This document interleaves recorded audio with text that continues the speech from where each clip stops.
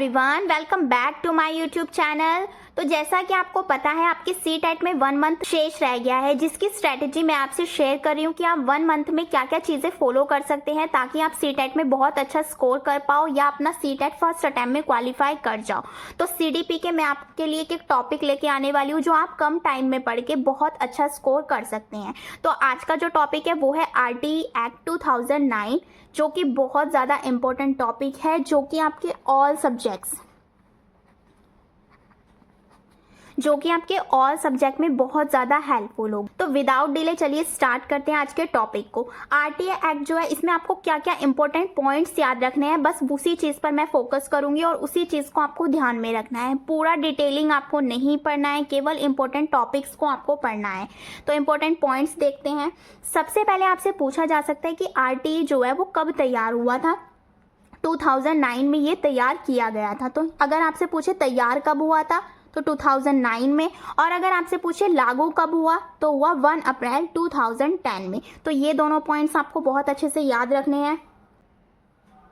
जो 86वां संशोधन हुआ है 2002 में, उसमें जो आर्टिकल है 21A, उसके अंतर्गत कहा गया है कि 6 से 14 वर्ष तक के जितने भी बच्चे उनको निःशुल्क शिक्षा एवं अनिवार्य शिक्षा दी जाए।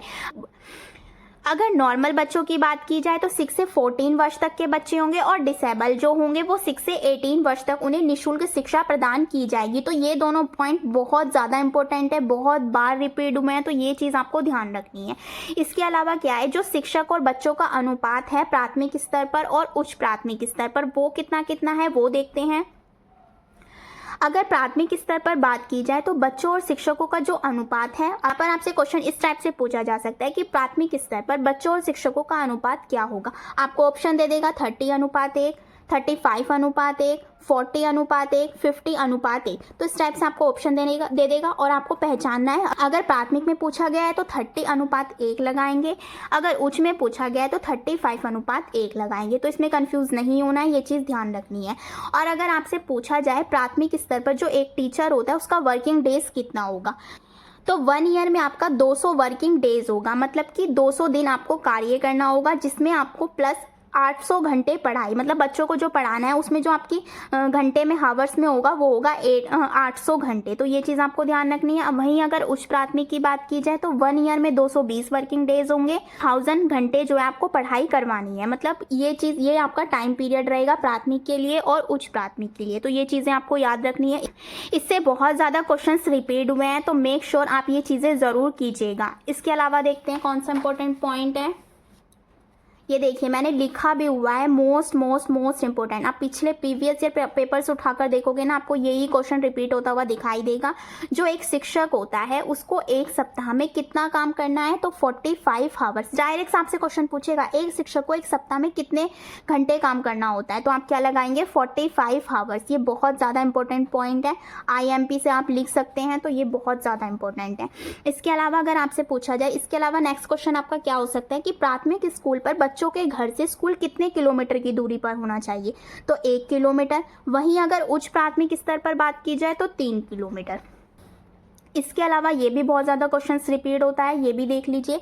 अगर एक स्कूल में 150 से अधिक, मतलब 150 से अधिक बच्चे हैं, तो वहाँ पर 5 टीचर और एक हेड टीचर, एक प्रिंसिपल का होना अनिवार्य है। वहीं अगर 1 से 30 यानी 30 बच्चे हों तो 1 टीचर अवेलेबल हो, 30 से 60 के बीच में हो तो 2 टीचर अवेलेबल हो, 61 से 90 यानी इतने बच्चे अवेलेबल हो तो कितने हो जाएगा 3 टीचर अवेलेबल हो। तो ये भी बहुत ज़्यादा इंपॉर्टेंट क्वेश्चन। ये सारे ही इंपॉर्टेंट टॉपिक्स हैं, इनसे हर बार एक क्वेश्चन ज़रूर रिपीट होता है। कोई सा भी क्वेश्चन किसी भी एग्जाम में बन जाता है, तो ये आपको ज़रूर करना है। इसी तरीके से मैं आपके लिए छोटी छोटी वीडियोस लाती रहूँगी, जितने भी इंपॉर्टेंट टॉपिक्स हैं मैं सारे कवर आपको करवा दूंगी, ताकि आपके आपका सीटेट में स्कोर बहुत अच्छा हो सके। इसीलिए आप चैनल को सब्सक्राइब ज़रूर कीजिएगा, अपने फ्रेंड्स के साथ शेयर कीजिएगा, और अगर आपकी कोई भी क्वेरी हो तो आप मुझे नीचे कॉमेंट कर सकते हैं। Thank you.